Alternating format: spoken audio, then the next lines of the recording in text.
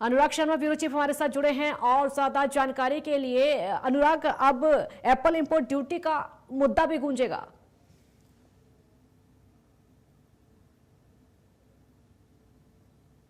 पहले ही बुरी हालत में है, इस वक्त हालत जो स्थितियां हैं वो बहुत ज्यादा खराब हैं। उसी की तर्ज पे, क्योंकि हिमाचल जो है दुनिया में, अगर हम बात करें पूरे दुनिया भर में एप्पल जो है वो भेजता है, और उसी के साथ में अगर हम बात करें भारत के बाजार को भी बहुत बड़ा जो सहयोग है वो भारत की जो हिमाचल है वो देता है, क्योंकि 25,000 मीट्रिक टन अगर सेब की बात करें तो उतना एप्पल जो है वो हिमाचल से पूरे राज्यों में, अलग अलग राज्यों में जाता है, जिसकी वजह से हिमाचल के जो एप्पल ग्रोवर्स हैं वो कहीं ना कहीं डरे हुए हैं। उनको ऐसा लगता है कि एफटीए का, यानी शाब्दिक अर्थ अगर हम बात करें, फ्री ट्रेड जो है वो कहीं ना कहीं जो है उसकी वजह से, क्योंकि अगर अमेरिका से कोई सेब आ रहा है और कहीं और जगह से आ रहा है तो हिमाचल के एप्पल को जो है वो फर्क पड़ेगा। परंतु ये केवल भ्रांति मात्र है, जैसा कि हमने बीजेपी वालों से बात की थी, बीजेपी की और अन्य लोगों से जो एप्पल में सक्रिय तौर पर काम करते हैं। उन्होंने ये कहा कि हिमाचल का सेब जो है वो 70 से 80 रुपए के करीब किलो में बिकता है, परंतु जब हम अमेरिका के सेब की बात करते हैं तो वो वहां से जब इंपोर्ट होके आता है तो वो 400 से 500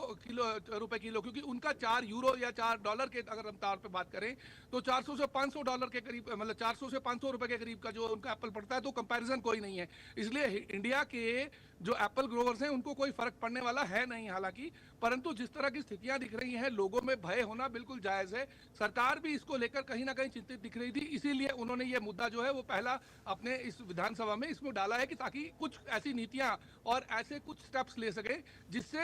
हिमाचल की आर्थिकी पर जो है वो प्रभाव ना पड़े। दूसरा मुद्दा जो है वो सबसे पहले सेब का था। दूसरा जल योजना को लेकर कि जल परियोजनाएं जितनी भी हिमाचल, क्योंकि हिमाचल की आय जो है काजल उस पर बहुत ज्यादा प्रभावित है, और हिमाचल के पास कोई स्ट्रांग अपना बेस है नहीं जिससे कमाई हो सके। तो कमाई के लिए हिमाचल जो है वो जल पर आधारित है। इसमें जितनी भी जल विद्युत योजनाएं हैं, जो जैसे हम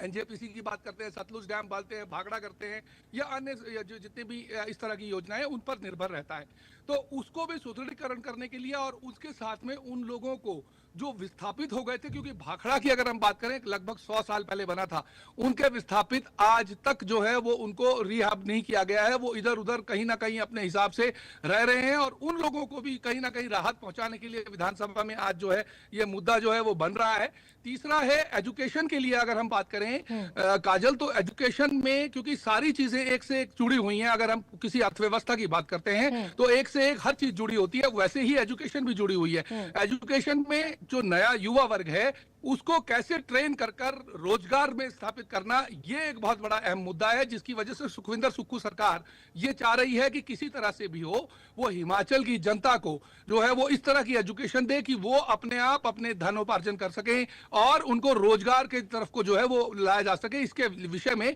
ये जो आज 4 मुद्दे हैं, इन पर पूरे का पूरा दिन जो है वो रहने वाला है। हालांकि अगर हम बात करें आज सुबह ही 10 बजे भी हिमाचल का एक एंट्री टैक्स जो है वो लगाया गया है, जिससे पंजाब हरियाणा के लोग जो हैं या दिल्ली के जितने भी लोग हिमाचल को आते हैं उन लोगों को ऊपर जो है वो एंट्री टैक्स लगा रही है, जो पहले 70 रुपए था परंतु अब जो है वो 170 रुपए। हालांकि हमने इसकी रिपोर्ट्स मंगाई हैं, हमारे दूसरे अन्य रिपोर्टर्स जो हैं वो भी इस पे काम कर रहे हैं, जिससे पता लग रहा है कि लोगों में बहुत ज्यादा असंतोष जो है वो इस वक्त दिख रहा है, परंतु वही जो मुद्दा है वो हिमाचल की आज विधानसभा में भी जो है वो जोर शोर से उठाया जा रहा है। जी काजल, ये लोगों के असंतोष वाला जो मुद्दा बता रहे हैं, क्या इसको लेकर भी कोई बात? देखिए बिल्कुल सभी लोग, जितने भी लोग हैं वो बाहर से जो आने वाला है, क्योंकि बहुत से ऐसे पर्यटक हैं जो फ्राइडे की शाम को आ जाते हैं, सैटरडे ऑफ रहता है, संडे को यहाँ पर रुककर संडे को वापस चले जाते हैं, तो उन लोगों के लिए हिमाचल जो है एक डेस्टिनेशन है। और हिमाचल की अगर हम बात करें तो हिमाचल के लिए भी एक वो धनोपार्जन का एक बहुत बड़ा स्रोत है, जिससे कहीं ना कहीं हिमाचल की जनता को जो है वो एक बड़ा इफेक्ट जो है पड़ने वाला है। और इसी पर अनुराग एक और सवाल मेरा होगा, क्योंकि इसका जो सीधा असर है पर्यटकों पर भी पड़ सकता है, क्योंकि बाकी भी जो पर्यटक है जो किन चीजों को लेकर आकर्षित होते हैं। जी बिल्कुल, इस तरह से क्या है कि अगर पर्यटन में अगर इस तरह की कहीं टैक्सेस लगेंगे तो वो कहीं ना कहीं जो है वो हिमाचल की इकोनॉमी को बहुत ज्यादा प्रभावित करेगा। जी काजल, बहुत शुक्रिया अनुराग, आपका इस पूरी जानकारी के लिए बहुत शुक्रिया। तो